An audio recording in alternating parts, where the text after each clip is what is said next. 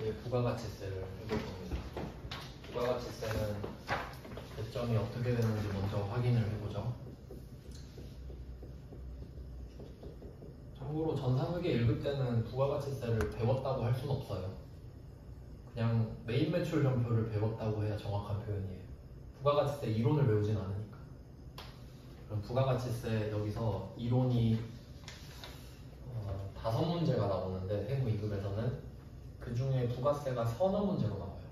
그러니까 소득세가 한두 문제 나오기 때문에 이론은 3, 4문제 정도 나오는데 한 개당 2점이죠. 그리고 실무 쪽은 부가가치세 신고서, 이건 가볍게 들으셔도 돼요. 어차피 이제 하다 보면 정확히 알게 되니까.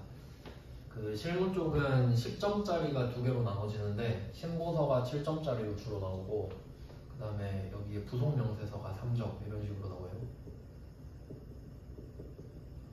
그러니까 이제 배점이 따로 생기는 거죠. 세무 2급에서는 아예 메인 매출 전표도 부가세가 관련이 있긴 한데 그것도 따로 나오고 부가세가 아예 따로 나오는 거죠. 이론으로 따로, 실무로 따로. 그러니까 배점이 큰데 배점이 크기도 하지만 전반적인 이해도를 높인다고 생각하셔야 돼요. 배경 지식을 넓혀서 이제 부가세 관련된 모든 문제를 쉽게 풀 수 있도록 그런 느낌으로 보시면 돼요.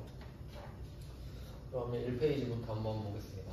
혹시 뭐 목차는 별로 의미가 없고요. 또 페이지가 1페이지가 안 나와 있는데 그냥 아니 페이지가 한 개 띄워져 있네요. 1페이지 다음 페이지 보시면 돼요. 자, 이론을 한번 보겠습니다. 일단 부가가치세는 성격상으로 보면 소비세 성격이에요. 그러니까 세금을 걷는 대상이 있거든요. 그게 그 첫 번째 표 밑에 보시면 당구장 표시 있죠, 중간에. 그걸 한번 볼게요. 세금은 우리나라에서는 세금을 이 5개에다가 세금을 매기거든요. 첫 번째가 소득 수입. 그러니까 소득은 이거 그냥 듣기만 하세요. 소득은 법인세 소득세 있죠. 돈 벌면 세금 내야 되죠. 그 다음에 수익은 아마 그 증여세 같은 거. 증여 받으면 내가 만약에 아빠한테 건물을 받았다 그러면 내가 돈을 번 건 아니잖아요. 근데 수익은 생겼죠. 그러니까 세금 내는 거예요. 그런 느낌이고, 그 다음에 재산은 뭐 종합부동산세나 재산세 이런 거 있죠. 건물이랑 땅 갖고 있으면 또 세금 내야 되잖아요. 그 다음에 행위는 취득세 같은 거, 취득이라는 행위를 하고 그런 거. 그 다음에 마지막이 거래거든요. 거래. 여러분 물건 살 때 부가세 부담하시죠. 그러니까 이 거래에 대해서 세금을 내기 때문에 성격이 소비세인 거예요. 그러니까 정확한 명칭은 거래, 성격은 소비세 이렇게 되는 거죠. 그래서 첫 번째 표로 올라가면 세금은 항상 4개가 기본적으로 나오거든요. 그 4개를 써놨어요. 첫 번째가 납세 의무자. 그러니까 당연히 세금 거두려고 만든 거니까 누가 세금을 내는지를 정해놨겠죠. 그게 사업자랑 재화를 수입하는 자. 이게 번호를 매겨놓을게요. 사업자의 1번, 재화를 수입하는 자의 2번 이렇게 해놓을게요. 왜냐면 이렇게 안 하면 2번을 빼먹는 경우가 꽤 많아요. 그러면 차이를 볼게요. 사업자는 대충 이제 느낌 아시죠? 사업하는 사람인데 2번이 특이해요. 재화를 수입하는 자죠. 사업자가 아니고. 그래서 따로 써놨죠. 사업자 여부 불문. 이게 참고해 놓으시고요. 뒤에 다 연결시켜 드릴게요.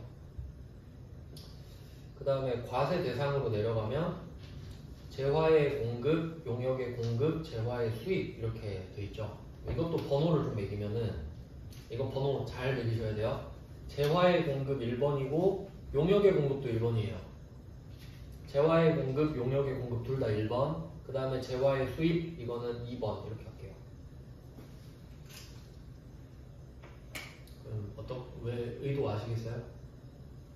재화 공급, 용역 공급은 사업자가 한 것만이고 재화 수입하는 건 사업자 여부 불문이죠?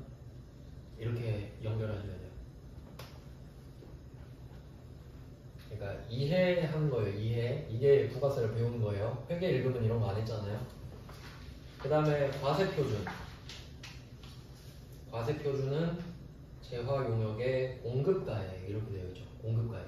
공급가액은 공급한 물건 가격이라는 소리니까 그냥 물건 가격이죠. 재화 용역의 가격이에요. 그 다음에 마지막에 세율은 10%랑 0% 두 개 있죠. 그래서 이게 부가가치세 프로필이 되겠습니다. 자, 그리고 밑에 두 번째 표로 갈게요. 그 밑에 사업자 봐야죠. 사업자 별표 써놨죠? 자, 사업자 이것도 번호를 좀 매기셔야 되는데 제가 밑줄로 끊어놓긴 했어요. 1번이 사업의 영리 목적 여부에 관계없이 1번.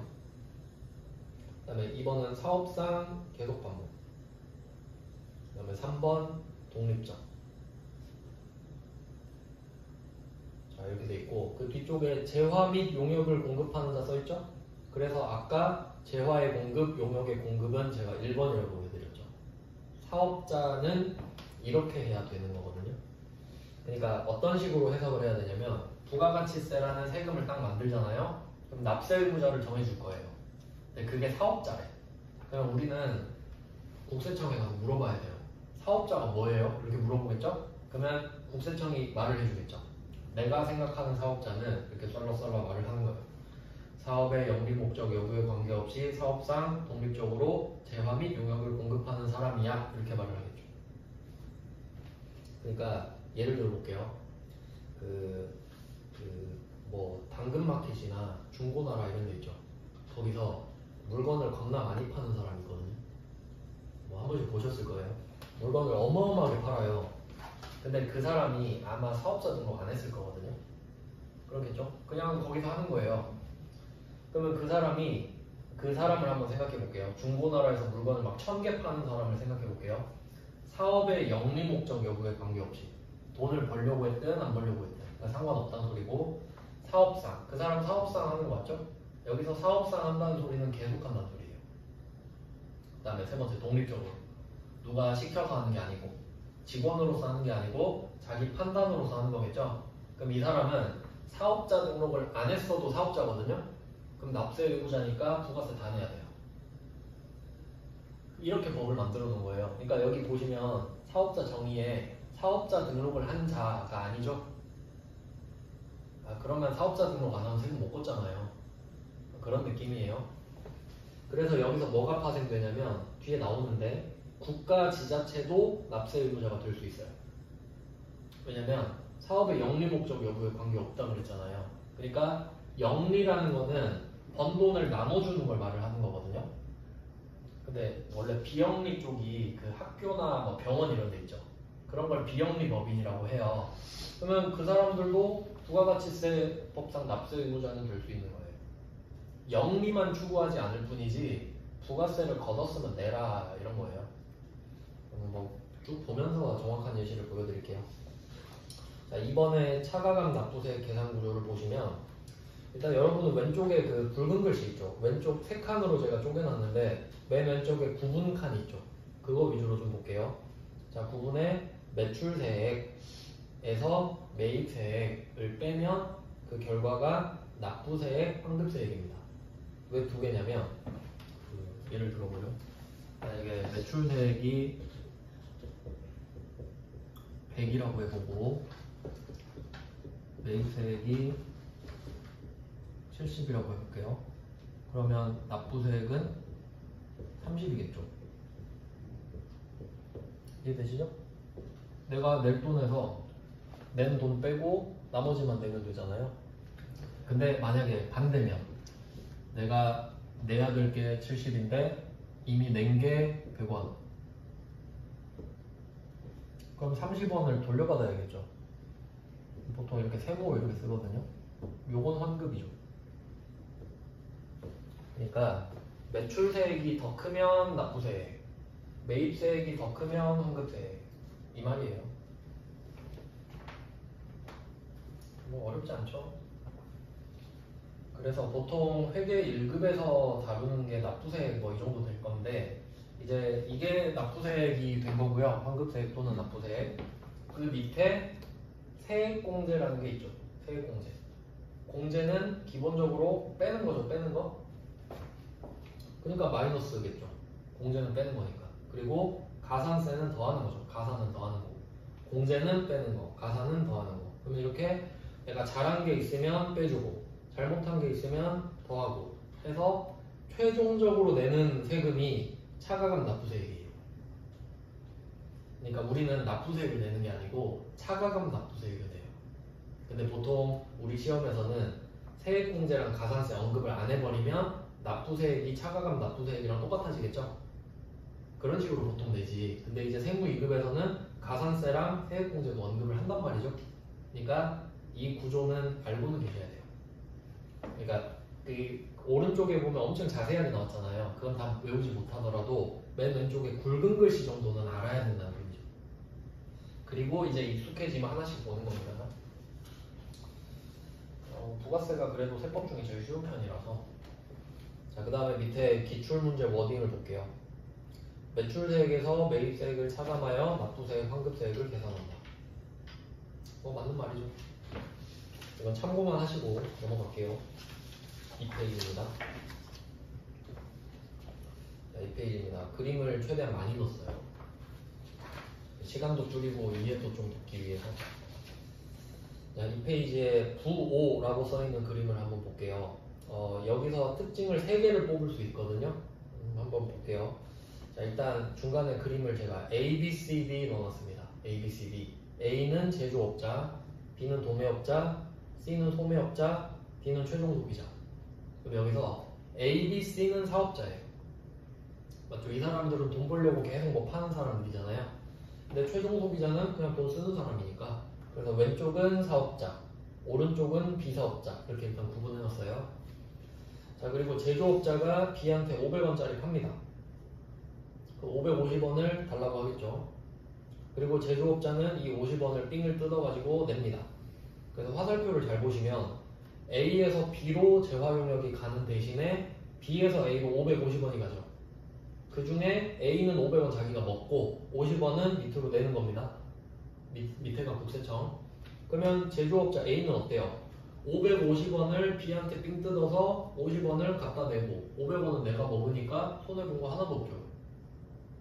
그래서 결론은 사업자는 부가가치세로 손해를 안 봐요. 자, 이제 B로 넘어갈게요. 자, B는 50원을 낸 게 있죠, 지금. 그리고 C한테 팔아요. 이 A한테 사온 걸 B가 C한테 팝니다. 재화 용역을 넘겨주고 이번엔 770원을 받죠. 그러면 이 B는 70원을 내야 되잖아요. 자, 근데 여기서 포인트는 아까 부가가치세 성격이 소비세였죠. 소비세. 그러면 B가 지금 이 물건을 소비했나요? 다시 갖다 팔았죠. 그럼 B는 소비세를 낼 필요가 없지. 소비하지 않았잖아요. 그러면 70원은 걷었으니까 냅니다. 70원 냈죠? 그리고 가서 뭐라 그래요? 나 50원 낸 거 돌려주세요 라고 해야겠죠. 안 썼잖아요. 그러니까 결과적으로 20원만 내는 거예요. 70원을 냈다가 50원을 받는 건 바보짓이잖아요. 그러니까 그냥 70에서 50을 빼고 20원만 내세요 이렇게 된단 말이지. 맞죠? 그래서 결과적으로 빼고 계산하면 되잖아요. 자, 이제 C로 갑니다. 자, C는 70원을 냈죠? 그리고 이걸 D한테 팔아요. D한테 1100원에 팔아서 100원을 내고 70원을 받죠? 그러니까 30원을 내는 거잖아요. 그리고 생각해보세요. B는 70원을 걷어서 50원은 이미 냈던 거에 충당하고 20원만 내면 되니까 손해본 거 없죠. B. C는 어때요? C는 100원을 걷어서 거기서 자기 돈 70원 충당한 거 메꾸고 30원만 내니까 손해본 거 없죠. A, B, C 셋 다 손해본 거 없어요. 맞죠? 남는 돈만 내니까. 근데 D는 어때요? 100원 손해봤죠. 이걸 이해하셔야 돼요. 그러니까 손해보는 사람은 소비자밖에 없어요. 사업자들은 지들끼리 드립을 하는 거예요. 그리고 잘 보세요. 최종 소비자 밑에 100원 이렇게 써놨죠, 제가? 밑에 담세자 써놨죠. 세금을 부담하는 사람이란 소리예요. 부담했죠. 왜냐면 최종 소비자는 납세자가 아니에요. 여기서 납세자라는 건 뭐냐면 그 세무서 있죠, 세무서. 세무서 가서 세금 내는 걸 납세라고 그러거든요. 근데 여러분 물건 살 때 부가가치세를 사업자한테 주지 세무서 가서 내진 않잖아요. 그러니까 담세자라고 그러는 거예요. 그러면 이 100원을 누가 내요? C가 30원 내고 B가 20원 내고 A가 50원 냈죠. 그럼 그 금액은 당연히 100원이랑 똑같아야 되죠? 왜냐면 D한테 삥 뜯은 걸 나눠서 내고 있는 거니까. 맞죠? 그러니까 금액은 똑같은데 납세자는 ABC, 담세자는 D죠. 이걸 간접세라고 그래요. 세금을 간접적으로 걷어서 내고 있잖아요. 그러니까 만약에 최종 소비자가 이 100원을 자기가 세무서에 가서 내면 이건 직접세일 거예요. 그러면 납세자랑 담세자가 똑같잖아요. 근데 둘이 다르면 간접세라고 합니다. 뭐 이렇게 구성이 돼요. 그래서 간접세 하나 나왔죠 지금? 그래서 그 보통 그 정치에서 막 세금을 올리자 내리자 막 이런 말 하잖아요.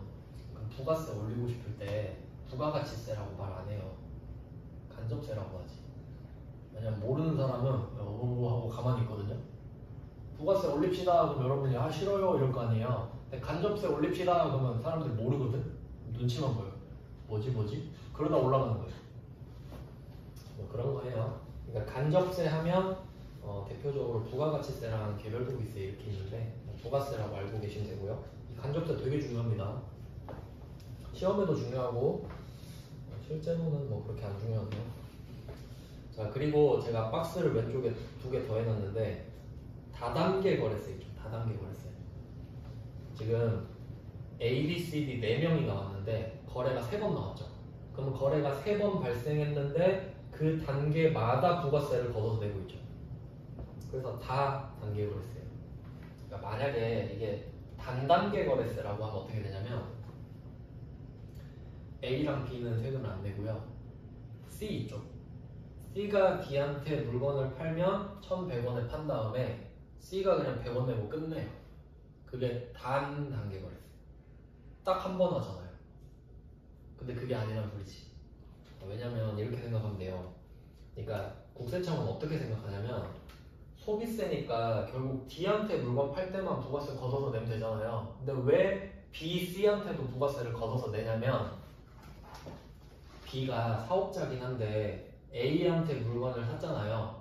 파는 척 해놓고 자기 집으로 빼돌릴 수도 있죠. 그렇잖아요. 그러니까 내가 TV 장사 하는데 TV를 100개를 샀어요. 근데 한 개를 집에 갖다 쓰는 거예요. 그러면 파는 척 해서 세액공제 다 받아놓고 집에 갖다 쓰면 부가세 안 내고 공짜로 쓰는 거잖아요. 그건 소비한 게 맞는데. 그러니까 국세청 입장에서는 네가 그 물건을 사서 팔았는지 썼는지 내가 어떻게 하냐. 일단 부가세 내라고 하는 거예요. 그러면 B는 어쩔 수 없이 부가세를 내죠. A한테 50원을. 그러면 얘가 증명을 받는 방법은 뭐냐면 이 물건을 C한테 팔아요. 그러면 국세청 입장에서 그래 진짜 안 썼네. 팔았으니까 안 썼다고 소리죠? 그때 돌려준다고. 이런 논리예요. 왜냐면 안 걷어놓으면 나중에 달라고 하면 안 줄 거잖아요. 그러니까 이미 삥 뜯어놓고 증거가 있으면 돌려줘. 그게 매입세 범죄 패턴인 거예요. 그래야 국세청이 힘이 세지잖아요. 돈을 쥐고 있어야지. 그런 느낌이에요. 그러니까 다단계 거래세가 되고 그 다음에 전단계 세액공제법. 요거는 이따가 설명드릴게요. 일단 밑에 워딩을 보겠습니다. 자, 02번 보시면 납세 의무자는 재화 또는 용역을 공급하는 사업자이다. 납세 의무자 표시할게요. 납세 의무자는 사업자 이렇게 표시하시고 맞죠? 사업자가 세금을 내잖아요. 근데 사업자가 지금 부담은 안 하죠. 그래서 옆에 담세자, 최종 소비자 이렇게 표시하면 되죠. 그러니까 이게 간접세에 대한 설명이잖아요.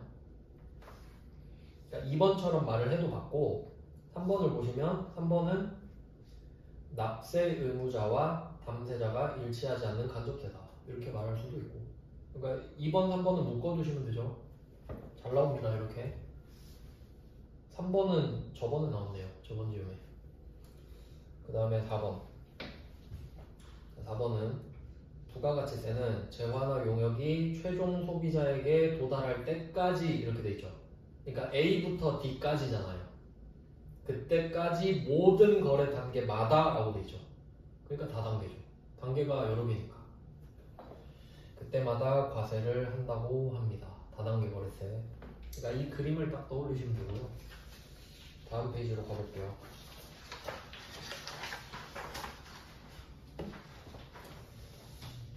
이제 3페이지로 가서 과세 방법을 보시면 과세 방법이 전 단계 거래액 공제법이 있고 전 단계 세액 공제법이 있는데 거래액 공제법을 끄어놨죠?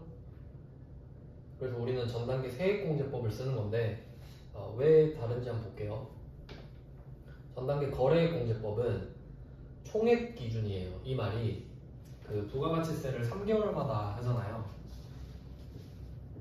1년을 반으로 쪼갠 다음에 반으로 또 쪼개서 이렇게 3개월, 3개월, 3개월, 3개월 이렇게 신고납부를 하잖아요. 그럼 만약에 전 단계 거래액 공제법으로 하면 이 3개월 동안 있었던 매출액을 다 더하고 매입액을 다 더하고 거기서 뺀 다음에 10%를 곱하는 게 전 단계 거래액 공제법이에요. 거래액이니까 매출액, 매입액 이렇게 가겠죠. 근데 우리 부가가치세는 그 방법을 안 써요. 왜냐면 수출을 하면 0%고 국내에 팔면 10%고 심지어 면세 물건도 있죠. 그러니까 물건마다 세율이 다 다르잖아요. 그러니까 총 매출액을 합쳐버릴 수가 없는 거죠. 한 건 한 건마다 세율이 다 다르니까. 그리고 매입은 어때요? 내가 매입을 할 때 면세 물건을 살 수도 있고 부가세를 낼 수도 있고 부가세를 냈는데 못 돌려받을 수도 있죠. 그러니까 매출 한 건 한 건마다 매입 한 건 한 건마다 다 다르죠, 내용이. 그러니까 거래공제법을 못 써요. 다 다른데 합쳐갖고 때려버리면 안 되잖아요. 맞죠? 그러니까 한 건 한 건마다 체크를 해야 되죠. 그러니까 매출액 곱하기 세율 빼기 매입액 곱하기 세율 이렇게 가는 거예요. 그래서 전 단계 세액 공제법이 되는 거지. 왜냐면 매출액에다가 세율 곱하고 매입액에다가 세율 곱해서 각각 곱해서 빼니까. 맞죠? 그러면 이게 아까 그 2페이지랑 연결되는데 2페이지 잠깐 다시 보시면 자, 다단계 거래세 밑에 제가 전단계 세액공제법 써놨죠. 다단계 거래세 이거랑 전단계 세액공제법이랑 관련이 있는 거예요. 한 건마다 하잖아요, 둘 다. 다단계는 단계마다 과세하는 거죠.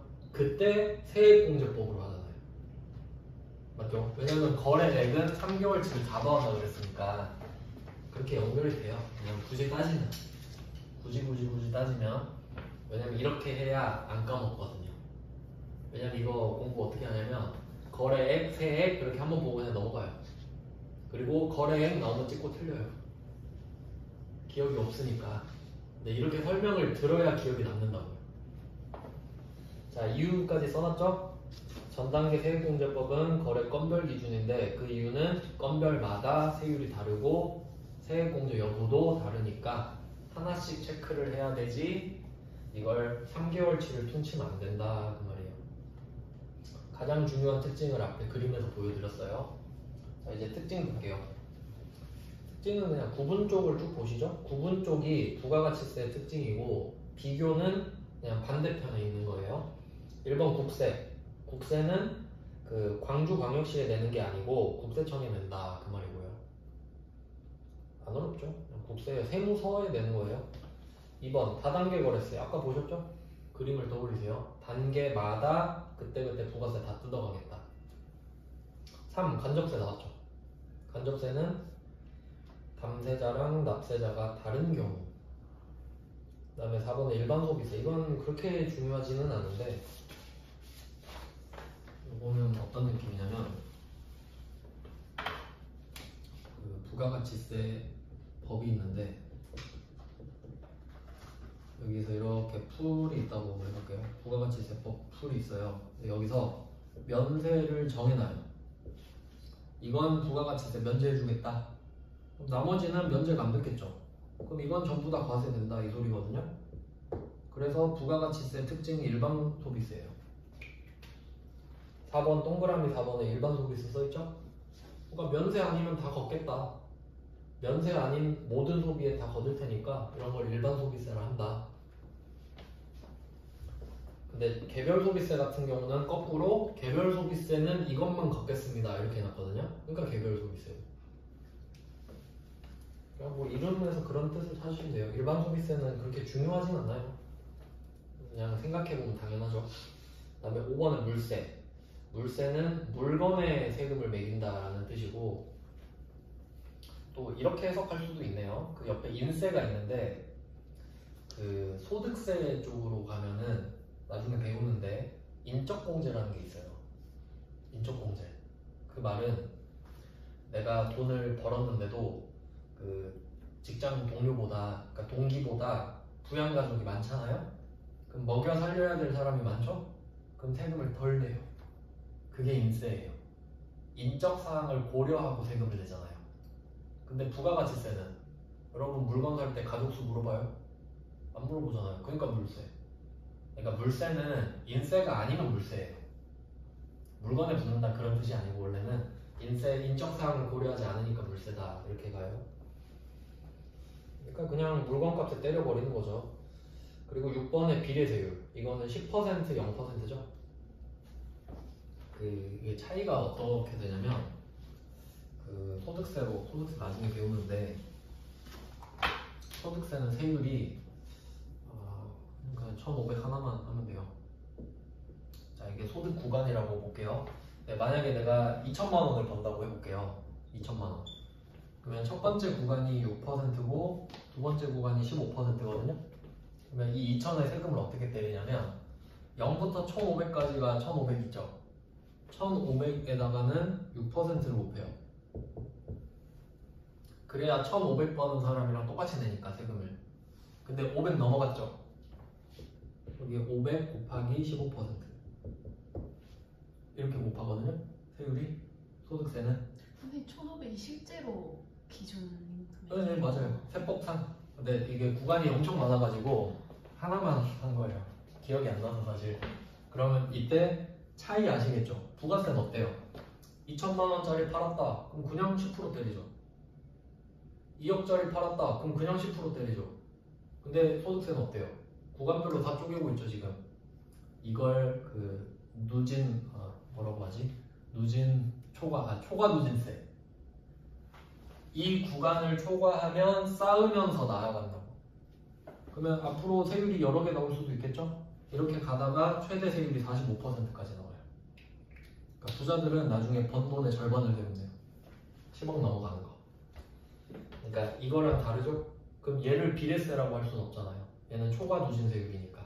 그거랑 반대되는 개념으로 비례세 이 말이에요. 부가세는 무조건 10% 0% 때리잖아요. 그러니까 비례세지. 뭐 그런 의미고요. 그 다음에 7번의 신고납세 세목. 요거는 그 옆에 부가납세랑 보면 되는데, 부가납세는 그냥 일반적으로 고지납세라고 생각하면 되거든요. 고지납세 대표적인 게 주민세랑 자동차세 이런 거 있죠. 그건 그냥 집으로 날라오죠. 너 이번에 얼마 이만큼 내세요 이렇게 날라오잖아요. 그건 고지. 그럼 그냥 국가가 나한테 부과해준 거죠. 그럼 그걸 내면 되는 건데, 부가가치세는 내가 직접 신고해야 돼요. 저 이번에 매출세가 얼마고 매입세가 얼마니까 이만큼 신고할게요. 그리고 납세해야 돼요.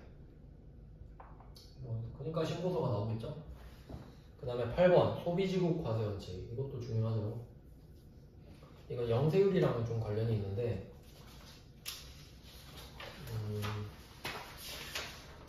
앞쪽에 관련된 관련된 게 있다. 잠깐 한번 보고 올게요. 이것도 중요한 거니까. 12페이지를 잠깐 좀 보겠습니다. 12페이지.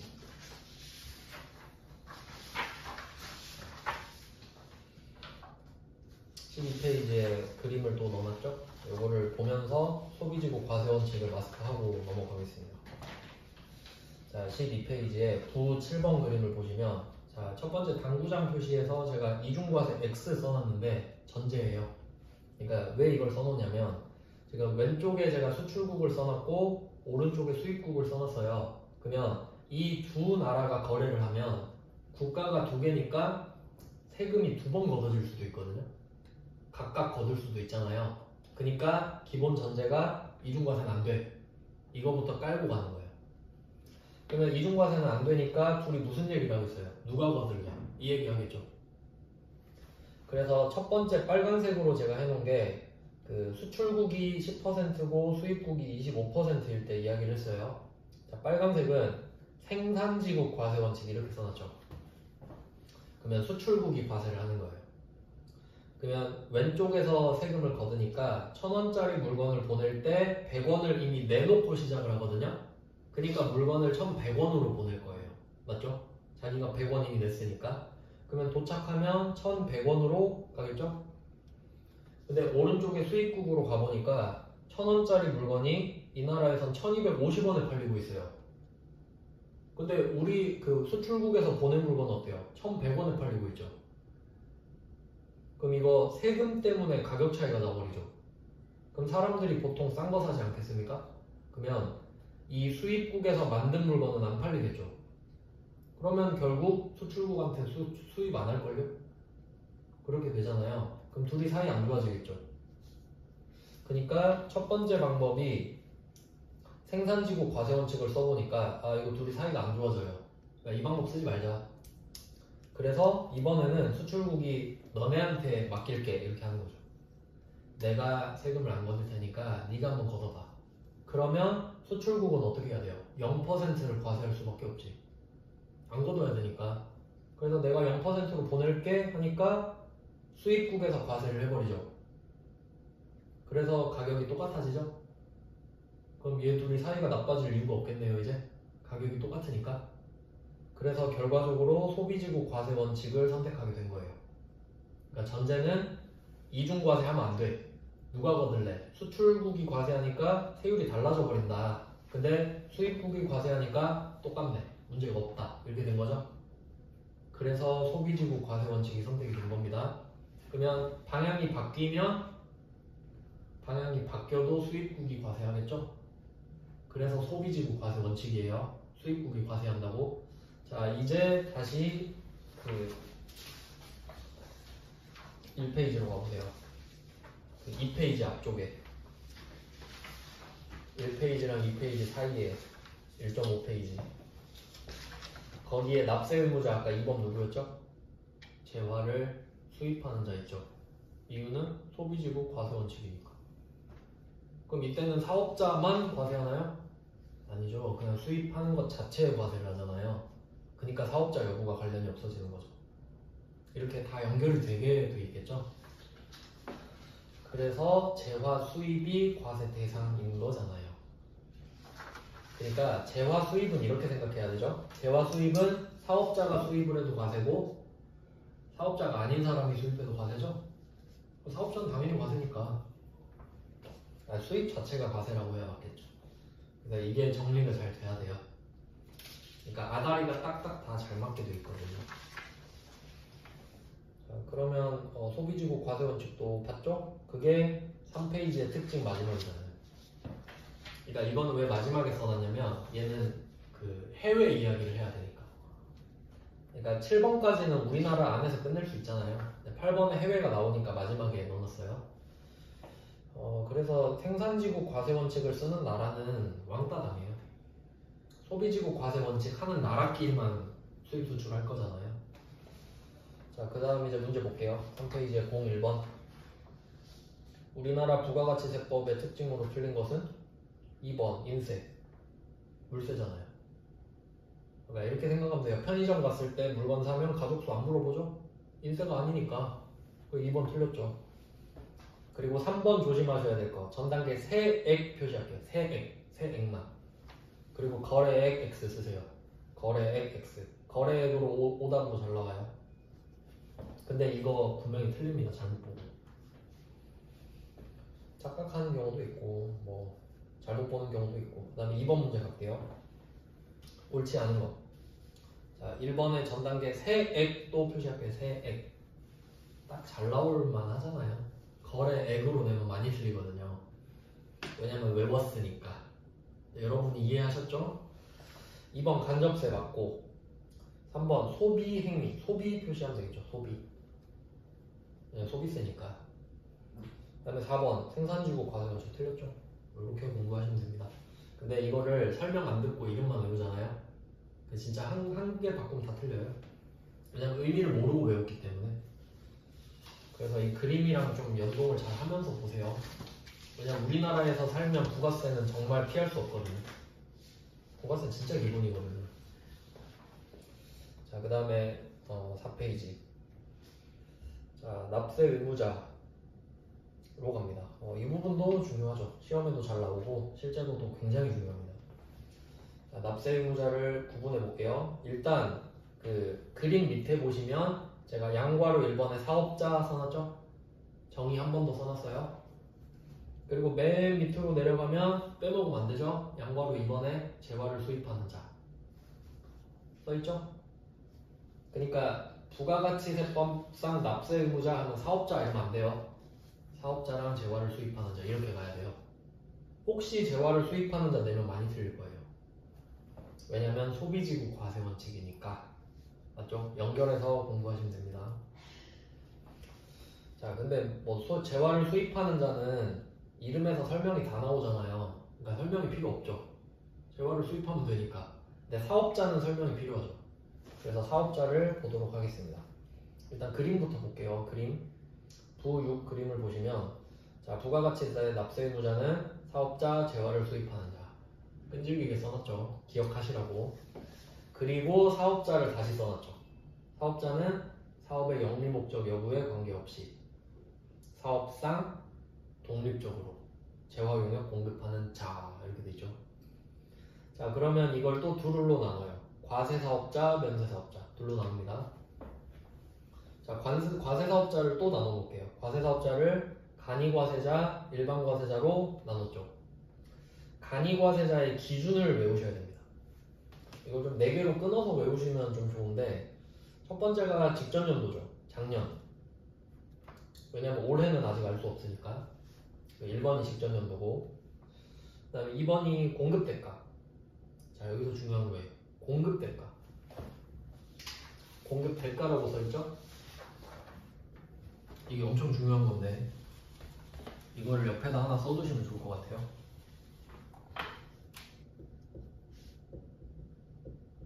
공급가액 더하기 부가가치세는 공급대가.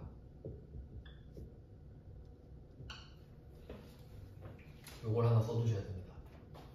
반드시 외우셔야 됩니다. 그래서 여기다 퍼센트를 제가 얹어볼게요. 공급가액은 100%, 부가가치세는 10%, 공급대가는 110%입니다. 10%라고 치면 물론 0%면 100%겠죠. 근데 이게 일반적이니까. 그러면 여기서는 공급대가가 110%라는 거 아시겠죠? 110%? 왜 이게 중요하냐면 잠깐 그 1.5페이지로 다시 가볼게요. 1.5페이지, 1페이지, 2페이지 사이 보시면 그 첫 번째 표에 과세표준 다시 보세요. 재화 용역에 공급가액 써있죠? 여기 100%라고 한번 쓸게요. 그러면 부가가치세 과세표준이 공급가액이라면서요.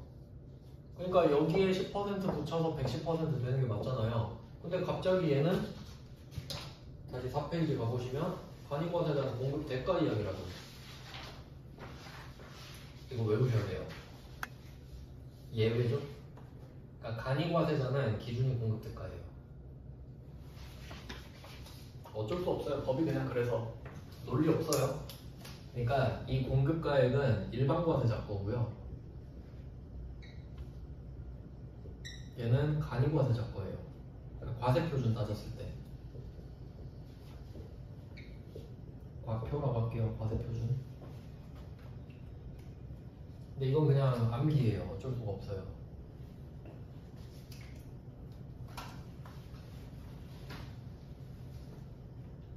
그러니까 공급 가액이 아니죠. 부가세를 포함한 걸 기준으로 갑니다. 이유는 없어요. 그냥 법이 그래요.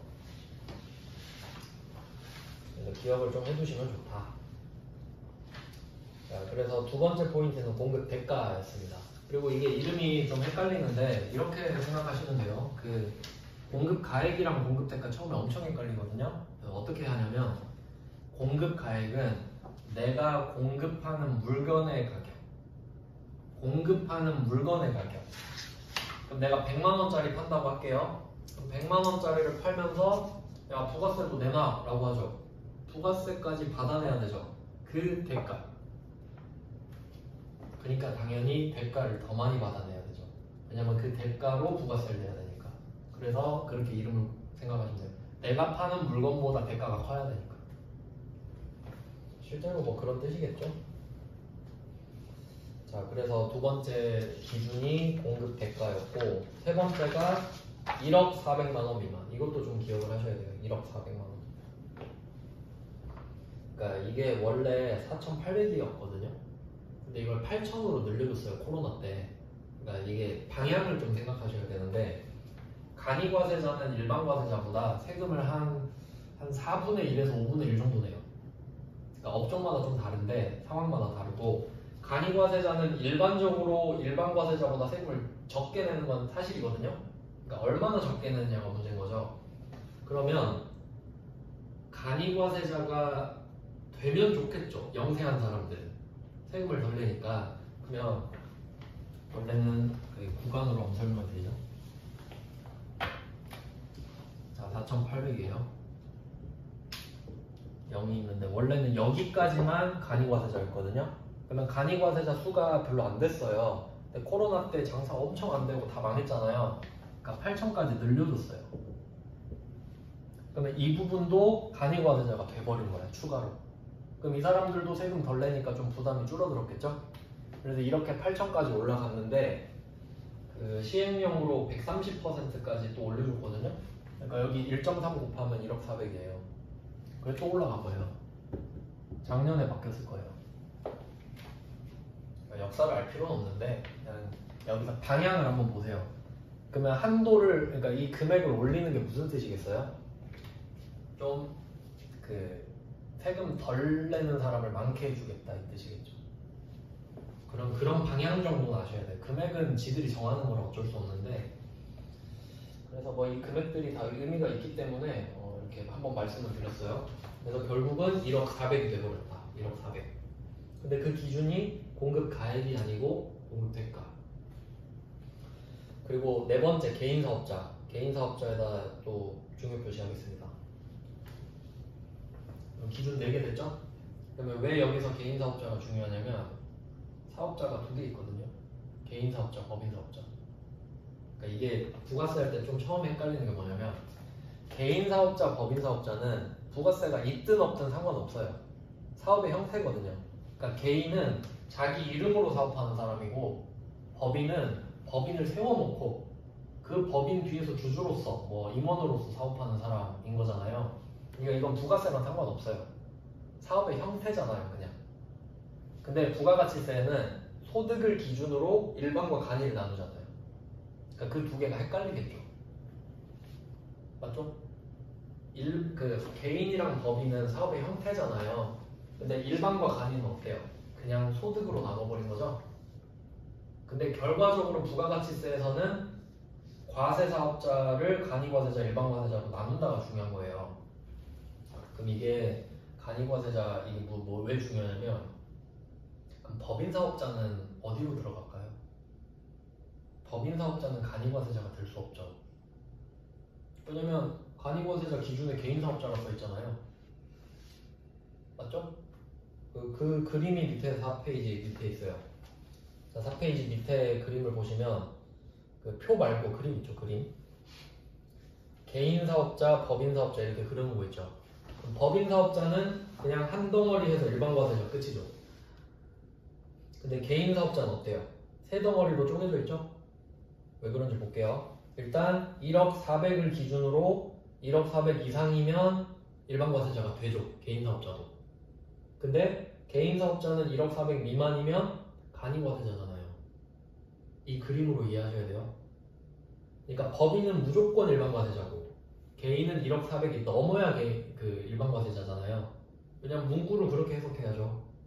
법인사업자란 말이 없으니까. 맞죠? 자, 그리고 이제 일반과세자로 다시 위쪽 그림으로 가보시면 그 노란색 그림 있죠? 그래서 간이과세자 기준을 알아야 일반과세자를 알 수 있다. 이렇게 되기 때문에 간이과세자 기준을 외우셔야 되는 거예요. 네 가지로 끊어서 봤죠. 그리고 또 간이과세자는 이제 또 밑에 그림으로 갈게요. 4페이지 밑에 그림으로 다시 가보시면 그러면 간이과세자가 또 두 개로 나눠지죠. 4800 위쪽, 4800 아래쪽 이렇게 되잖아요. 4800 아래쪽을 보시면 비간이과세자라고 제가 써놨죠? 당기 부가가치세 납세 의무 없음 이게 중요해요. 그러니까 예를 들어 볼게요. 여러분이 만약에 사업을 하는데 공급가액이 4천만원 그리고 그 부가가치세가 400이겠죠? 자, 이렇게 팔았다고 합시다. 1년 동안. 1년 동안. 자, 그럼 여러분 4,400 팔았죠. 4,800 미만이죠. 그리고 뭐라 써있죠, 여기에? 4,800 미만은 당기 부가가치세 납세 의무 없음. 그럼 어떤 말이냐면 여러분이 400 걷어놨잖아요. 이제 여러분 이거 400 여러분 거예요. 용돈. 그러니까 이렇게 이해를 하셔야 되지. 4,800 아래는 세금 안 내. 이래봤자 아무 감흥 없어요. 이해되세요? 그러니까 4,400원치 팔았는데 부가세 400이 포함되어 있잖아요. 근데 이 400은 내 거라고요. 부가세를 안 내. 엄청 좋은 거죠? 안 걷겠다는 소리잖아요. 일반과세자는 어때요? 400 내야 됩니다. 그러니까 간이과세자한테는 세금을 거둘 생각이 없는 거예요. 불쌍하니까 아이고 쓰세요 이렇게 된 거거든요. 근데 그럼 이 사람은 엄청난 혜택을 본 거죠. 400이 적은 돈은 아니잖아요. 그러면 이 사람은 올해 세금을 안 냈다고 할게요. 그러면 국세청 입장에서는 내가 혜택을 하나 줬으니까 핸디캡도 하나 주겠다. 너 내년에 세금 계산서 발급하지 마 라고 합니다. 왜냐면 다 좋을 수는 없잖아요. 그러니까 세금을 안 낸 대신에 그러니까 정확히는 내년 7월부터 그 다음 6월까지인데 세금 계산서 발행을 못하게 해놨어요. 그렇게 해놓으면 사업자들이 이 사람한테 물건 안 삽니다. 세액공제를 못 받으니까. 이제 이거를 왜 이렇게 해놓냐면 악용할 수 있는 사례가 많잖아요. 그러니까 이 사람이 만약에 세금 계산서도 발급할 수 있는데 부가가치세도 안 내잖아요? 그러면 전부 다 현금 매출하면 돼요. 그러니까 옷가게 같은 데 생각해봐요. 현금가면 싸게 해주죠. 왜 그러겠어요? 현금 매출 누락해서 4,800 아래로 맞추려고. 그래야 부가세 다 먹으니까. 다 연결되는 거예요, 그렇게. 이해되시죠?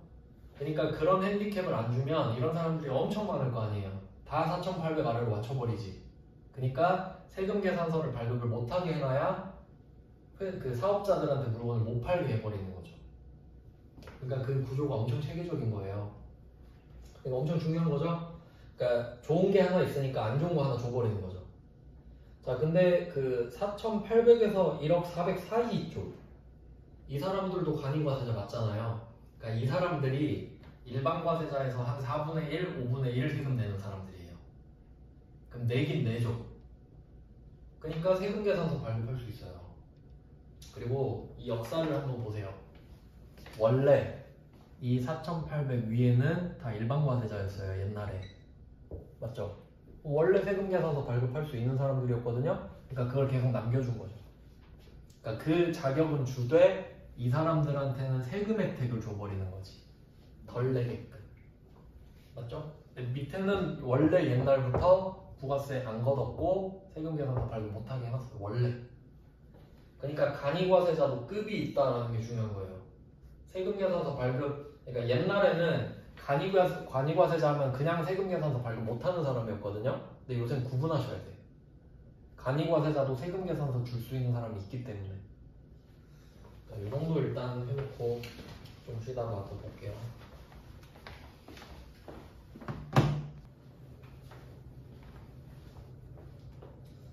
4페이지를 계속해서 보겠습니다. 그럼 일단 사업자, 과세 사업자 중에서도 간이과세자, 일반과세자 이렇게 비교해서 봤고요. 세금 계산서 발급 여부까지 봤어요. 그러니까 그 4페이지 아래쪽 그림으로 치면은 이제 알파벳으로 정리를 한다고 하면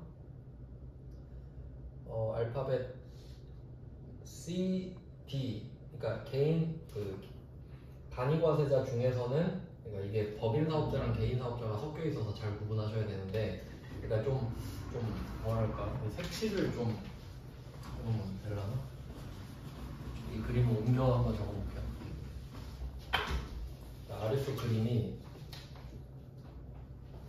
왼쪽이 개인, 오른쪽이 법인 이렇게 해서 나눠놨는데 여기 기준이 1억 400 이렇게 돼 있잖아요. 그러니까 개인은 왼쪽 줄, 법인은 오른쪽 줄 이렇게 정해져 있는데, 또 여기서 그 일반 과세자랑 간이 과세자를 나눠라 라고 하면 이렇게 파란 부분 있죠.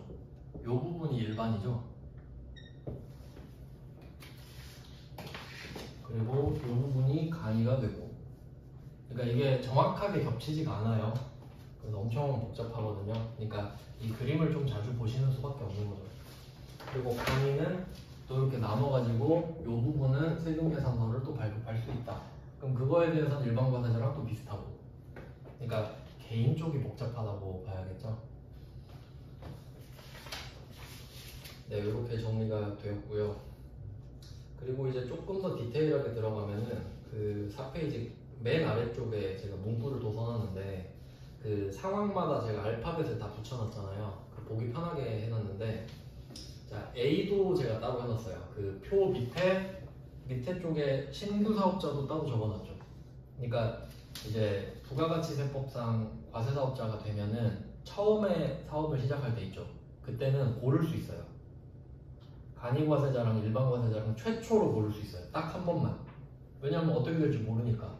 근데 그 뒤로는 이제 그 수입의 그 직전연도 공급대가에 의해서 정해지는 거죠. 그래서 처음에 내가 간이과세자로 시작을 한다, 그럼 알파벳 A예요. 근데 일반과세자로 시작한다, 그럼 E예요. 이 뜻이에요. 그러면 간이과세자로 처음 시작하는 사람한테 세금계산서를 발급하게 해주면 안 되겠죠. 당연하잖아요. 이런 사람 자기가 돈 못 벌 것 같으니까 간이과세자로 시작한 거 아닙니까? 그러면 A랑 아까 그 B 있죠. B 바로 윗칸에 B, A랑 B는 세금계산서 발급 불가. 그러니까 내가 대놓고 저는 간이과세자로 시작하겠습니다 이 사람이랑, 직전년도 4,800이 안 됐던 사람은 부가세 안 냈잖아요. 그러니까 핸디캡으로 넌 안 돼 이렇게 했죠. 이해되셨죠? 그래서 A랑 B는 세금계산서 발급을 못합니다. 그러면 C, D, E는 발급 가능해죠. 맞죠?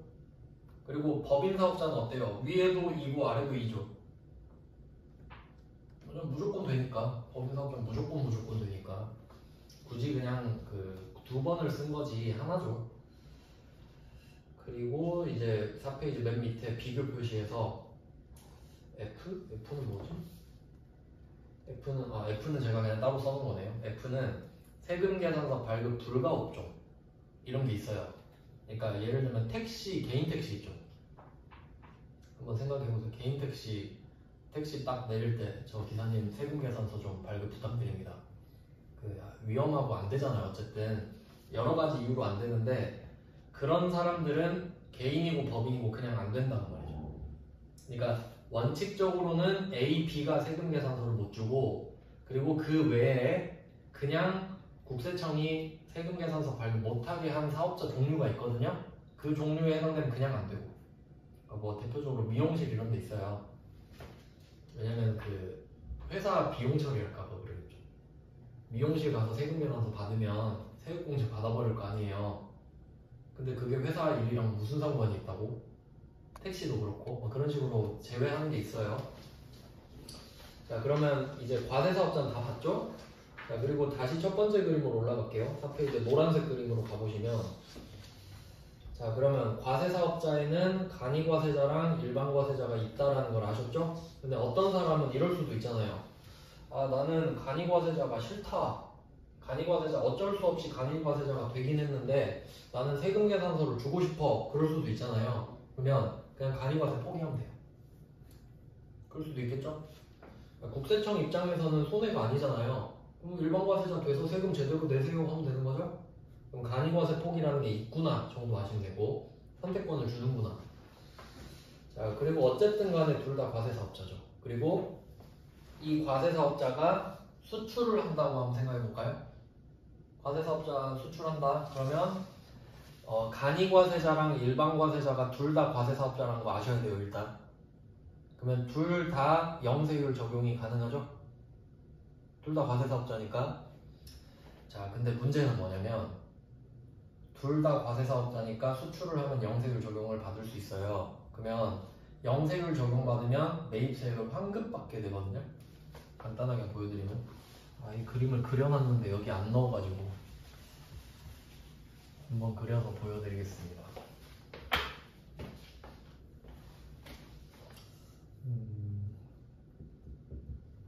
A라는 사업자가 있을 때 일반과세자라고 할게요. 이제 정확히 배우셨으니까 일반과세자 이렇게만 말해도 돼요. 그러면 일반과세자가 700원짜리 물건을 770원에 샀다고 할게요. 그리고 얘를 1000원에 팔아요. 1100원에. 그럼 이건 보통 국내 거래가 되겠죠? 국내에서 770원에 사가지고 국내에서 1100원에 팔고 이렇게 하면 납부세액이 30이죠. 100원 걷어서 70원 자기가 충당하고 30원 내고 이건 국내 거래. 자, 근데 또 똑같이 A가 와가지고 자 700원짜리 또 사고 수출을 해요. 이번엔. 자, 여기서 전제는 이 사는 물건이랑 파는 물건이랑 다른 물건입니다. 그러니까 내가 수출할 때 계산기 샀다 뭐 이런 느낌이에요. 그러면 물건 산 거는 매입세액을 70원 냈죠. 국내에서 샀고 수출할 때는 영세율이니까 0을 적용받잖아요. 그러면 낸 건 없고 거둔 건 없고 거둔 건 없으니까 안 내겠죠. 근데 70원 낸 건 어떻게 해요? 돌려받아요. 왜냐면 과세사업자니까 면세가 아니잖아요. 그러니까 이 사람은 70원을 환급받아요. 그러니까 결론은 수출업자는 환급받죠. 왜냐면 파는 물건은 다 부가세가 0이잖아요. 그럼 산 건 다 돌려받잖아요. 그러니까 수출업자는 다 환급받겠지 무조건. 근데 이때 물론 환급받는 게 좋긴 한데 그 현상을 한번 보시면 둘이 똑같아요. 근데 첫 번째 경우는 100원을 걷었으니까 70원 내가 먹고 30원 주는 것 뿐이죠. 근데 얘는 안 걷었으니까 못 내는 거지 그냥. 그러니까 둘이 똑같아요 결과는. 근데 똑같이 A입니다. 여기서 중요한 거는 둘 다 일반과세자인데 국내에 팔면 이런 거고 수출하면 이런 거고. 근데 원래는 이제 사업장별로 하기 때문에 이걸 묶어서 하거든요. 그렇게까지는 안 되니까 이렇게 상황별로 봤어요. 자, 그러면 영세율이 적용 가능하면 환급을 받는다라는 결론이 나왔죠. 근데 간이과세자는 환급 안 해줘요. 그래서 그 노란색 그림 밑에 표 있잖아요. 거기에 간이과세자 옆에 비고 보시면 매입세액 환급 X에다가 표시를 좀 해놓을게요. 왜 그럴까요? 이미 세금 혜택을 받고 있잖아요. 이미 세금을 덜 내고 있죠? 근데 환급까지 해달라? 그러면 깡패죠, 깡패. 세금을 덜 내게 해줬는데 저 환급 받을 거 있으니까 주세요. 이러면 좀 국세청이 기분 나쁘겠죠. 내가 평소에 세금 깎아준 건 생각 안 하고 이럴 거 아니에요. 그래서 혹시 환급세액이 나와도 안 됩니다. 그러니까 여기서 중요한 거는 말 문제로 진짜 어렵게 내면 간이과세자는 영세율 적용을 받을 수 있는데 환급은 못 받는다. 맞는 말이죠? 간이과세자도 과세사업자예요. 맞죠? 그러니까 영세율 적용 받을 수 있잖아요. 근데 영세율 적용 받으면 무조건 환급세액을 받는 거죠. 근데 간이과세자는 안 해준다고. 그렇게 말 문제 내면 제일 어렵겠죠? 그렇게까지는 안 내고 알고 계세요. 그러니까 간이과세자는 그냥 애초에 세금을 덜 내는 게 혜택이기 때문에 그 외 혜택을 아무것도 안 해준다 생각하면 돼요. 그게 편하죠. 넌 이미 꿀 빨고 있으니까 더 바라지 마라 이거예요. 근데 일반과세자는 세금을 제대로 내는 사람이기 때문에 모든 걸 다 해주는 거죠. 이해되시죠? 아니, 세금 다 내는 사람은 혜택도 다 받을 수 있겠죠. 간이과세자는 세금을 덜 내니까 어떤 혜택은 제한이 될 수 있겠죠. 그렇게 해석하시면 되는 거죠. 자, 그래서 그러면 그러니까 간이과세를 포기할 수 있게 해주는 거예요. 어떤 사람은 간이과세 더러워서 못 해먹겠네 할 수도 있잖아요. 그럼 포기하세요. 이렇게 되는 거죠.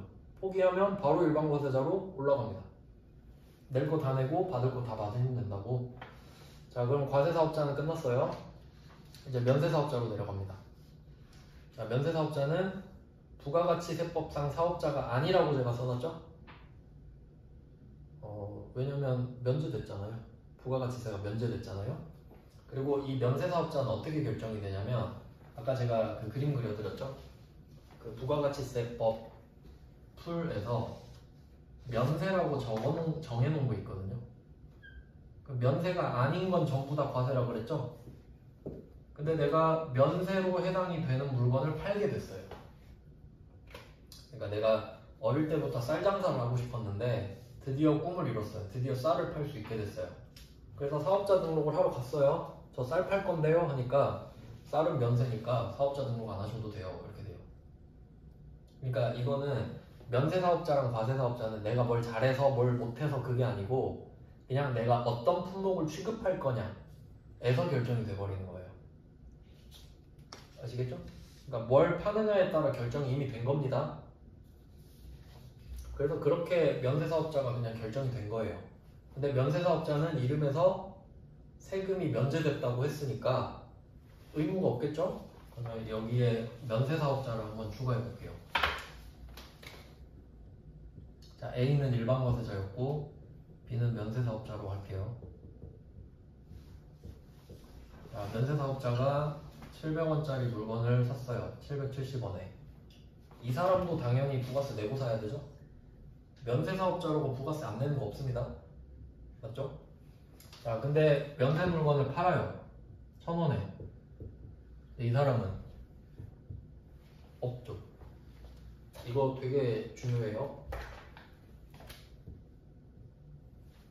자, 보세요. A는 0이 있죠. 0이 있죠? 그러니까 이 사람은 세무서 가서 0원을 내요. 그리고 70원을 돌려받는 거예요. 과세잖아요, 0. 근데 이 사람은 어때요? 없죠. 면제잖아요, 면제. 면제됐으면 세무서에 안 가는 거예요. 갈 일이 없는 거지. 이해되세요? 그러니까 과세사업자는 세무서에 가는 사람이고요. 내려가야 되니까 면세사업자는 그 의무가 면제된 사람이에요. 그럼 세무서 갈 일이 없잖아요. 이해되시죠? 그러니까 면세사업자는 쉽게 말하면 비사업자.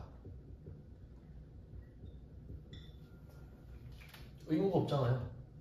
그러면 국세청 입장에서 자, 부가세 화끈하게 포기했죠? 자, 의무가 없는 사람이네요. 그러면 이 면세사업자가 갑자기 오더니 저 사업자니까 70원 돌려주세요 라고 하면 뭐라 그러겠어요? 아니, 너는 의무가 없는데 왜 권리를 찾으려고 하지? 이렇게 되겠죠?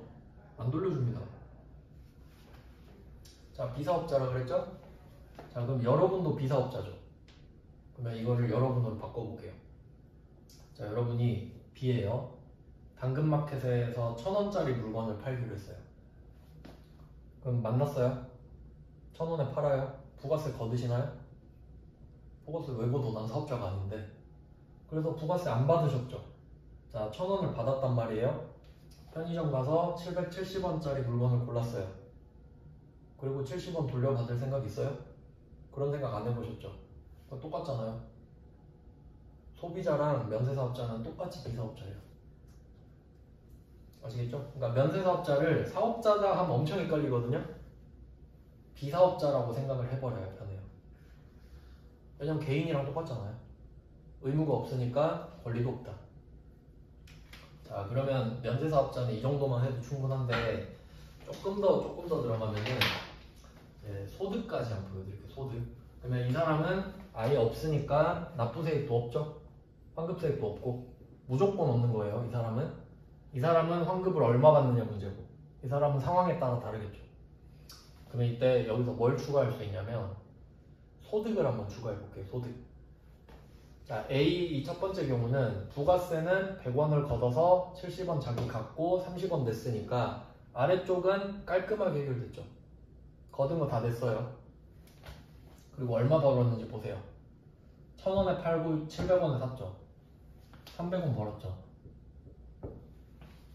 그러니까 아래쪽이랑 위쪽을 따로 생각하셔야 돼요. 아래쪽은 부가세 이야기고 위쪽은 소득 이야기잖아요. 얼마 벌었냐 얘기잖아요. 부가세로는 돈을 벌 수 없어요. 부가세는 거둔 거 다 내는 거니까. 근데 돈은 벌 수 있죠. 그 다음에 A는 어때요? A도 두 번째 케이스도 300원 벌었죠? 자, 그럼 이제 면세사업자가 볼게요. 이 사람은 1000원에 판 건 똑같아요. 그리고 770원 냈는데 못 돌려받죠.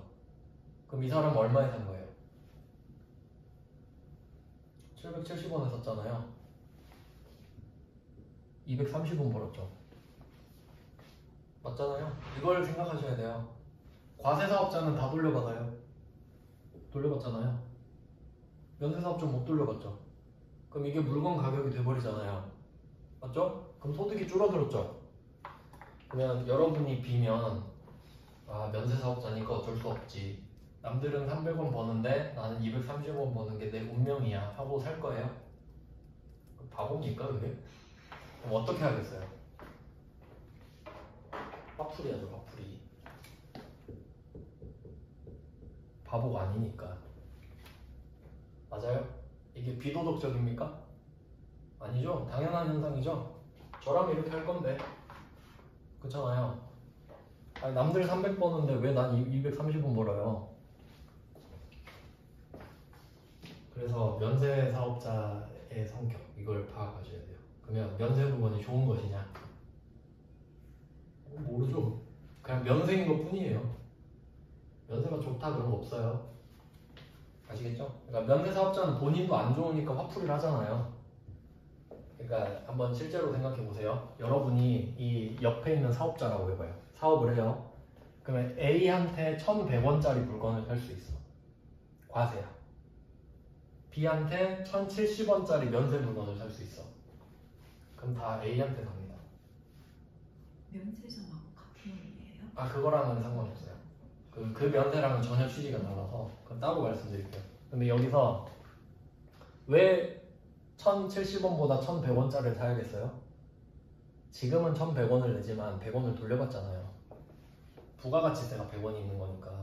맞죠? 근데 1,070원은 어때요? 그냥 1,070원 내고 끝이에요. 부가세가 없으니까 못 돌려받잖아요. 그러니까 이게 더 비싼 거라고. 맞죠? 그러니까 면세의 본질을 알면 이렇게 돼요. 그러니까 전혀 면세라고 해서 좋거나 그런 거 없습니다. 그러니까 쉽게 말하면 이런 거죠. 이 학원도 원래는 면세 사업자거든요. 교육 서비스는 면세예요. 근데 이 학원이 이 건물을 빌려서 쓰니까 임차료를 낼 거 아니에요. 그럼 만약에 월세가 500이라고 쳐봐요. 그럼 부가세 50을 내겠죠. 못 돌려받는다니까요. 그럼 누구한테 화풀이 하겠어요? 저희한테요. 그 여러분한테 학원비 올려놓고 아 우린 면세입니다 이러는 거니 그게 좋은 거예요? 그럼 모른다 이거지. 아시겠죠? 그러니까 면세라고 싸다 좋다 이런 거 아니에요. 그냥 면세인 거 뿐이고 과세인 거 뿐이에요. 아시겠죠? 왜 공부를 하냐면 이런 거 알려고 하는 거예요. 그러니까 저는 막 세법학도 하고 하니까 이런 거 말씀드리는데 그 되게 뭐 그렇게 깊게는 공부 안 하는데 그 실무를 알려고 하는 거니까. 그래서 사실 그냥 이거는 교육적인 차원에서 보면 이론적으로 보면은 거래를 하는 단계에 면세 사업자가 껴있잖아요. 그럼 이 사람 때문에 가격이 올라가요. 그래서 국세청이 나중에 어떤 걸 하냐면 면세 사업자를 달래주는 정책이 있어요. 그러니까 면세 사업자한테 물건을 산 사람들한테 가격을 좀 깎아주거나 그런 게 있어요. 안 그러면 가격이 계속 높아져서 결국 소비자만 불쌍해지잖아요. 그냥 그런 흐름을 좀 알고 계시면 돼요. 자, 이거를 가격이 면세 사업자가 가격을 올리는 거를 그 누적 효과라고 그래요. 가격이 계속 쌓여버리잖아요. 자기가 못 받으니까 쌓아버리는 거. 뭐 그런 게 있어요. 그래서 면세 사업자에 대해서 막 좋은 이미지를 가지시면 안 된다. 그리고 질문하신 면세점은 그 취지가 원래 공항 같은 데 있잖아요. 요새 뭐 국내 면세점 이런 것도 있던데 그 취지가 원래 뭐냐면 그 뭐 공항이 있다고 합시다. 이렇게 외국인이 오잖아요. 외국인 여기에는 그 개별 소비세가 없고요. 면세점이 개별 소비세를 없애고 부가가치세까지 없애요. 그러니까 우리가 알고 있는 110분의 10만 빼주는 게 아니고 보통 그 개별 소비세도 붙어 있는 게 많기 때문에 한 20% 정도가 빠져버린단 말이에요. 이 두 개를 같이 빼주니까. 왜 빼주냐? 외국인이 왔잖아요. 달러 놔두고 가라고. 돈 쓰고 가라. 네, 돈 쓰고 가라고. 그래야 돈 쓸 거 아니에요. 자기 나라보다 싸지 않으면 안 쓰잖아요. 그러니까 확 가격을 낮춰야 살 거 아닙니까? 그러니까 낮춰주는 거죠. 그러니까 이쪽 면세랑은 전혀 상관없는 거죠. 취지가 다르니까. 그러니까 아예 다른 동네 이야기를 하는 거예요. 그냥 뭐 대충 그 정도 느낌으로 보시면 될 것 같아요. 이제 5페이지로 아니다, 좀 더 봐야 될 게 있네요. 그래서 면세사업자 같은 경우는 그 옆에 설명을 보시면 빨간 글씨 써놨죠? 납부 의무가 없다. 없죠? 면제됐으니까. 그래서 매입세액을 불공제 당하는 거예요. 매입세액을 못 돌려받잖아요. 그리고 제일 중요한 거는 영세율 적용도 불가능해요. 이 말은 면세사업자가 수출을 할 수도 있잖아요. 영세율 적용이 안 돼요. 과세가 아니기 때문에. 그럼 어떻게 하겠어요? 그럼 억울하겠죠. 내가 쌀 장사하는데 수출을 해요. 근데 내가 면세사업자라고 영세율 적용을 안 해주겠대. 그럼 어떻게 하면 되겠어요? 면세를 포기하면 되죠. 저 면세사업자 안 할래요. 하면 과세사업자가 되겠죠. 그럼 과세사업자가 됐으니까 영세율 적용 가능하겠죠? 그럼 세액 다 환급받을 수 있어요. 뭐 그런 느낌이에요. 그러니까 이 흐름을 제가 다 적어놓은 거예요. 사업자들 간의 관계랄까? 네, 그래서 면세사업자는 매입세 공제가 원래는 안 되지만 면세 포기를 하면 과세사업자로 바뀌고 그땐 세액공제를 받을 수 있겠죠. 뭐 그렇게 써놓은 거고요. 자, 이제 다음 페이지로 가보겠습니다. 이제 문제를 좀 봐야죠. 1페이지예요. 5페이지의 첫 번째 박스 먼저 보겠습니다. 워딩 볼게요. 5번. 납세 의무자는 사업의 영리 목적 여부에 관계없이 사업상 독립적으로 재화 및 용역을 공급하는 사업자다. 약간 문구가 애매하긴 한데 그냥 원래는 납세 의무자는 사업자랑 재화를 수입하는 자인데 뭐 맞다고 해주죠. 그냥 좀 이제 디테일하게 따지면 아니라고 해야 맞지만 이렇게 나온 적이 있어요. 그다음 6번 부가가치세법상 사업자는 일반과세자와 간이과세자다. 맞죠? 그러니까 그 그림을 떠올리셔야 돼요.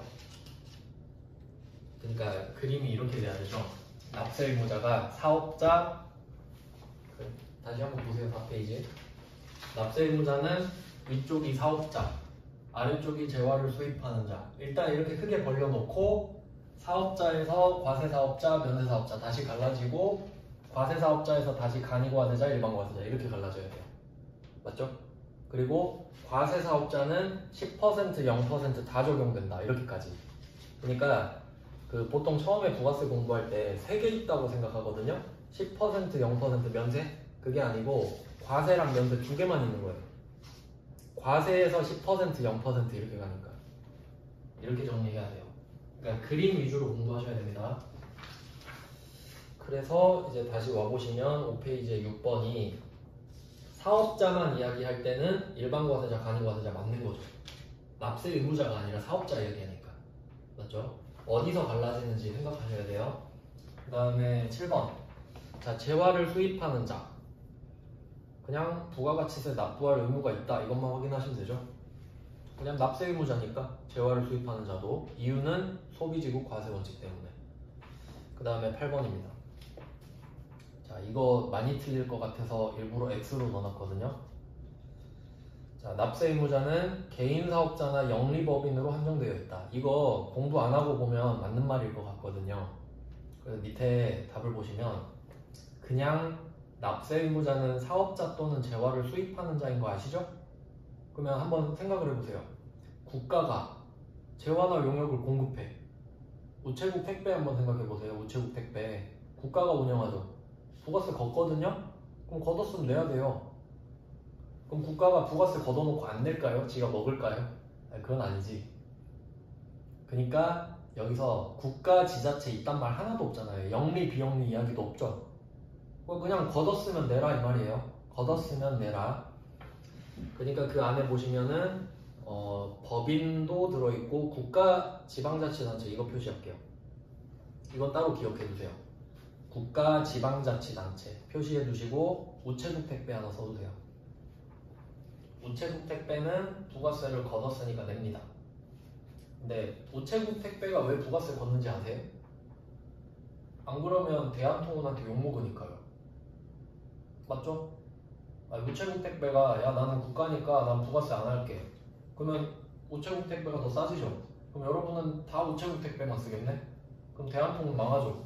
그러니까 대한통운이 야 경쟁하려면 좀 똑바로 해라. 부가세 붙여야겠죠? 그럼 우체국 택배는 비영리긴 한데 부가세를 어쨌든 걷었죠. 걷었으니까 내야 된다고. 이해되셨죠? 그러니까 국가 지자체도 납세 의무자가 될 수 있는 거예요. 아시겠죠? 그러니까 법을 법대로 해석하셔야지 내 의지대로 막 국가는 안 낼 것 같은데? 그거 아니에요. 조문 그대로. 그래서 결론은 아무 상관없다. 납세 의무자는 사업자 재화를 수입하는 자다. 그러니까 국가가 재화를 수입해도 내야 되겠죠. 그 다음에 9번 국가 지자체도 납세 의무자가 될 수 있다. 맞다라고 정확히 알고 계셔야 돼요. 그 다음에 10번 영세율을 적용받는 사업자도 부가가치세법에 사업자 등록 의무가 있다.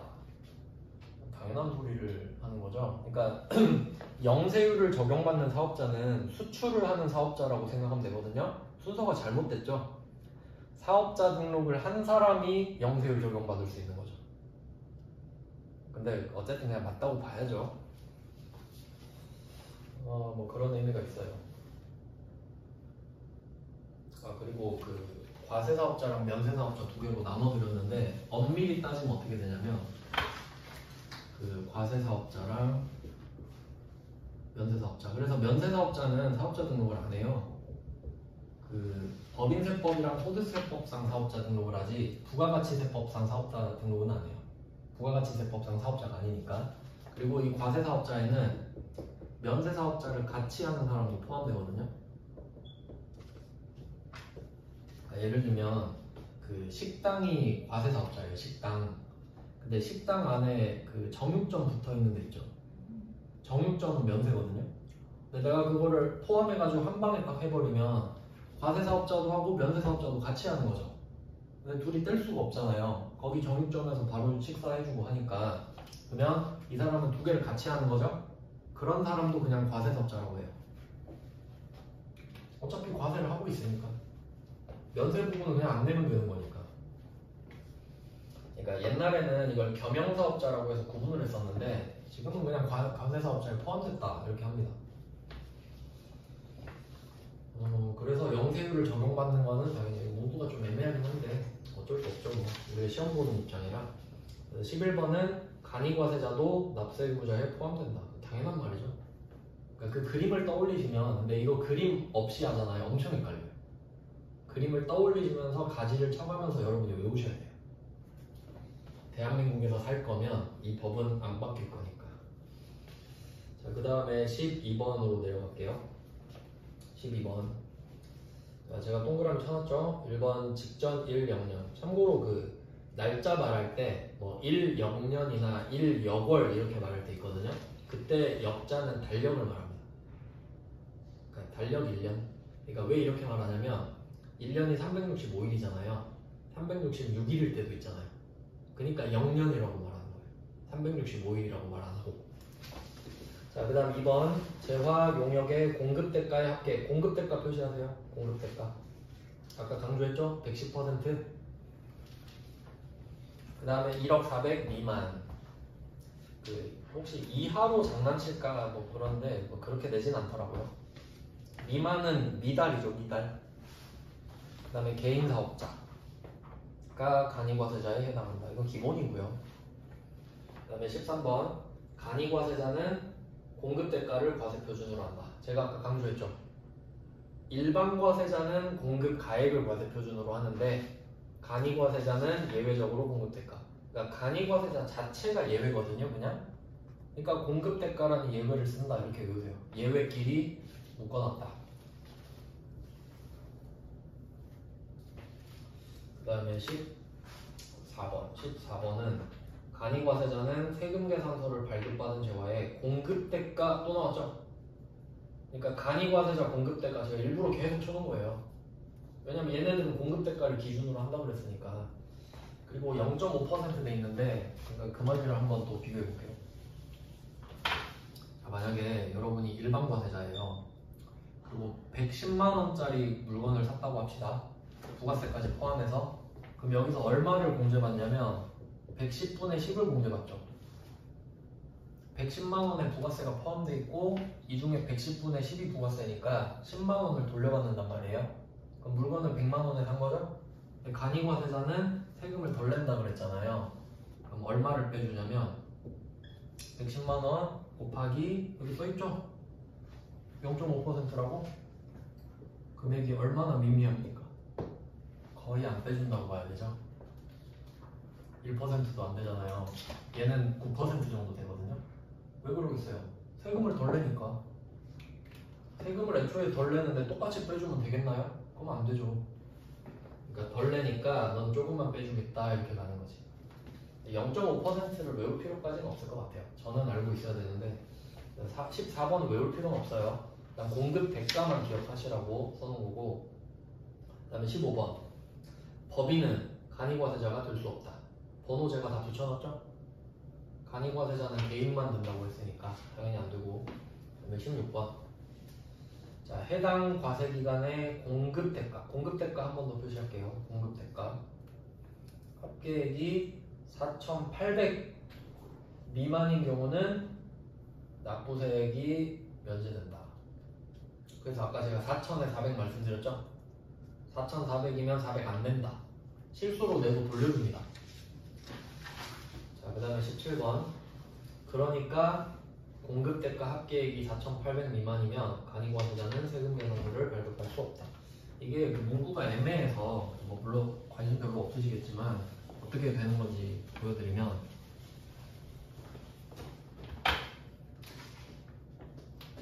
자, 2000X1년 이렇게 있다고 할게요. 1월 1일부터 12월 31일 이때가 4,400 이렇게 있다고 해볼게요. 자, 그럼 이때 2000X1년에 4,400을 냈잖아요. 근데 신고를 내년 1월 1일부터 1월 25일까지 신고 납부를 하거든요. 그냥 12월 31일에 신고 납부할 수는 없잖아요. 이때 끝났는데. 그러니까 다음 달로 넘어가죠? 그러면 국세청은 이때 이걸 알거든요? 그렇겠죠? 근데 1월 1일부터 발급하지 마 할 수는 없잖아요. 그러니까 만약에 여러분이 1월 25일에 신고를 했다고 해봐요. 그럼 국세청이 여러분이 4,400 번 거를 1월 25일에 알았잖아요. 그러면 나한테 와가지고 너 1월 1일부터 발급하지 마 이래버리면 저 1월 1일에 이미 발급했는데요? 이러면 어떻게 돼요? 안 맞죠? 그러니까 어떻게 되냐면 그 뒤에 7월 1일부터 이때부터 하라 그래요. 이때부터 발급 못한다 그래요. 7월 1일부터. 그냥 원래는 1년을 쪼개서 하니까 그냥 그렇게 돼요. 혹시 궁금해 하실까봐. 그래서 결론은 2000X1년에 4,800 미만이면 2000X1년에 납세 의무가 없죠. 그리고 내년에 발급 못한다 이렇게 말을 하는 거예요. 그러니까 7월 1일부터 못한다 이렇게 하면 복잡하니까 내년에 안 된다 이렇게 말을 하는 거죠. 그게 17번이에요. 다시 보세요. 직전 연도에 공급대가 합계액이 4,800 미만이죠? 지금 X2년도로 보면은 그러니까 세금 계산서 발급 못한다 라고만 하잖아요. 왜냐면 복잡하게 쓰면 지들이 감당 안 되거든요. 7월 1일부터 6월 30일까지 한다 그러면 복잡하니까. 그래서 그냥 이렇게 알고 계시면 돼요. 그러니까 16번이 원인이고 17번이 결과라고 보시면 되겠네요. 16년이 X1년, 17년이 X2년 이렇게 되는 거니까 일부러 붙여놨어요. 이 두 개는 중요하니까 좀 기억하세요. 16, 17. 자, 그 다음에 이 밑에는 조금 지역적인 것들인데 뭐 간단하게 보죠. 18번 문제는 자, 자, 직전연도 공급대가 합계액이 4,800 이상이래요. 근데 원래 4,800 이상 이어봤자 간이과세자일 수도 있거든요. 근데 부동산 임대사업자 표시해보세요. 그리고 건물주라고 쓰세요. 부동산 임대사업자는 자기가 건물을 갖고 이 건물을 빌려주고 돈 받는 사람이죠. 그러면 건물주는 보통 이게 본업이 아니고요. 부업이에요. 자기 일은 따로 하고 있는데 건물이 있으니까 그냥 대충 이것도 사업자 등록해놓은 거죠. 맞죠? 그러니까 이 건물 빌려주는 임대사업은 특수한 사업이니까 너네 4,800 넘으면 옛날처럼 바로 일반과세자 바로 해 이렇게 되는 거지. 혜택을 줄 이유가 없잖아요. 그러니까 옛날처럼 4,800 아래냐 위냐 이렇게 나눠버리는 거예요. 근데 그렇게 중요하진 않고 그냥 뭐 건물주니까 그러려니 하고 넘어가면 되겠죠. 그 다음에 19번 일반과세자는 매입세액이 매출세액을 초과하면 환급세액이 발생하지만 끊어놓을게요. 간이과세자는 매출세액이 공제세액보다 여기서 공제세액은 매입세액일 텐데 작아도 환급세액이 없다. 결론 간이과세자는 환급세액이 없다. 이것만 다시 표시하세요. 아까 제가 말씀드렸죠? 그러니까 일반과세자는 환급세액이 나오면 환급해주잖아요. 근데 간이과세자는 환급 안 해준다고. 그냥 그 말이죠. 그 다음 20번 자, 간이과세자도 영세율을 적용받을 수 있다. 맞는 말입니다. 간이과세자도 과세사업자예요. 영세율 적용받을 수 있죠? 근데 공제세액, 여기서 공제세액은 매입세액.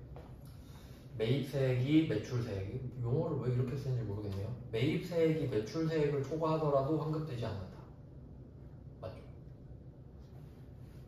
아 맞다. 간이과세자는 그 말을 쓰면 안 되긴 한다. 아 이렇게 쓰는 게 맞아요. 간이과세자는 매출세액, 매입세액이란 말 안 쓰거든요. 뭐 잘했네요. 그 다음에 21번 일반과세자는 그 중간에 의제 매입세액 이것만 표시할게요. 의제 매입세액 공제, 의제 매입세액 공제.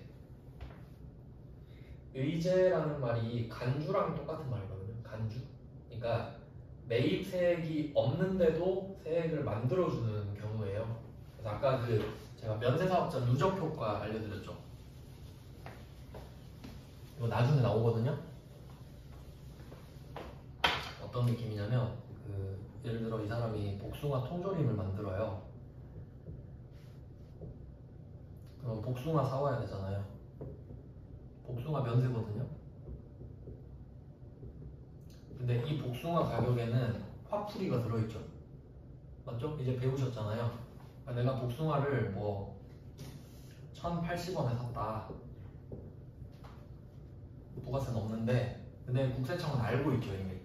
이거 너는 몰라도 이거 화풀이 한 금액이야. 그러니까 내가 한 80원 빼줄게.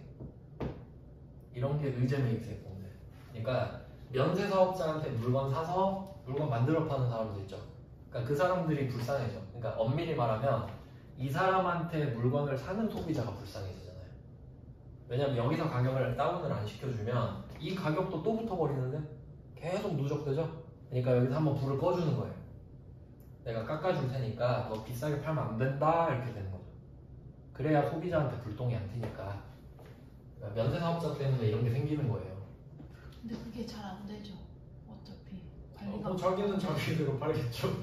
근데 그래도 양심이 있다면 일단 깎아주긴 했으니까 그 목표 이익이 있다면 그것만큼 낮아질 수는 있겠죠. 근데 말씀하신 대로 그냥 뭐 막행이면 나는 이거 다 해먹고 비싸게 팔겠다 할 수도 있는 거지. 근데 그냥 확률을 믿는 거죠. 이런 제도가 있다 생각하시면 돼요. 이유는 면세사업자 때문에. 면세사업자가 화풀이 하니까. 그래서 최종 소비자를 보호하려고 그런 게 있습니다. 근데 일반과세자는 혜택을 받는데 간이과세자는 어떻게 했어요? 넌 안 해줘 이러겠죠? 간이과세자는 그냥 아무것도 안 해준다 생각하면 돼요. 환급도 안 해주는데 세액공제 해주겠어요? 안 해주지. 그러니까 쉽게 말하면 간이과세자는 혜택을 못 받는다 이렇게 생각할게요. 이미 혜택을 받고 있으니까. 자, 그 다음에 21번은 그래서 일반은 된다, 간이는 안 된다. 그 다음 22번 마지막. 일반 과세자는 세금 계산서 관련 가산세를 부담합니다. 그럴 수도 있겠죠. 잘 몰라도 뭐 세금 계산서 늦게 발급하거나 하면 가산세 내요. 나중에 배웁니다. 간이 과세자는 세금 계산서 관련 가산세가 적용되는 경우가 없다. 상식적으로 생각해보세요. 그럼 간이 과세자 이렇게 막히게 되겠네? 가산세 없으니까 저는 안 줘도 되니까 안 줄게요. 이럴 거 아니에요. 그럼 개판 되겠죠? 가산세를 때려야죠. 적게 때리더라도. 이거 22번은 몰라도 상식으로 풀 수 있는 정도입니다. 그래서 이 부분이 굉장히 중요해요. 그러니까 뭐 이거는 한 문제 못 맞히고 그 문제가 아니고 부가가치세를 이해하는 구조의 문제이기 때문에 이건 시험과 별개로 좀 기억을 해두세요. 그래야 여러분이 나중에 부가세 관련된 업무를 맡을 때 편하거든요. 조언도 해줄 수 있고. 그런 내용이죠. 시간상 오늘은 이렇게 해놓고 내일 이제 6페이지부터 볼게요. 고생하셨습니다.